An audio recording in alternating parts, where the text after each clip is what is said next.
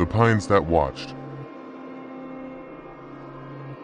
When I was a kid, we had these unreachable, giant pine trees sitting down a long embankment behind my house.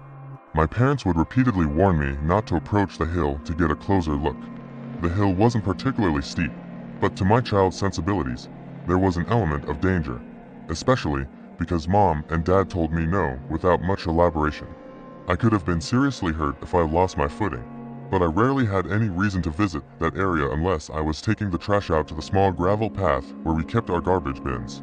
I have a rather unpleasant association with that old place now. Every now and then, I try to run my brain back to that age where things seem just off. You know what I mean? That feeling where, as a kid, you're dead certain about the little things coinciding with each other, but because it was so long ago, there's no way to prove it.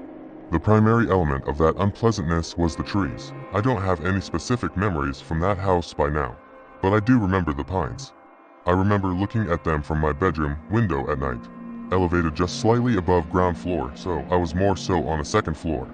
I could see down the embankment, so that the forest below was just barely able to peek out.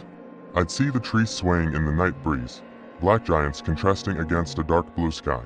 I'd fixate onto specific trees, ones that were slightly shorter than the rest of their siblings. Maybe it was my kid brain overthinking. Maybe it was the effect of staring for too long at shadows with nebulous outlines. But in my mind's eye, I could see them swaying in the opposite directions of the other trees, often asynchronously.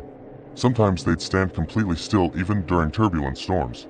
It didn't make much sense to me, but in a small way, my kid mind rationalized it as myself simply not understanding all the complexities of wind physics and nature working in tandem.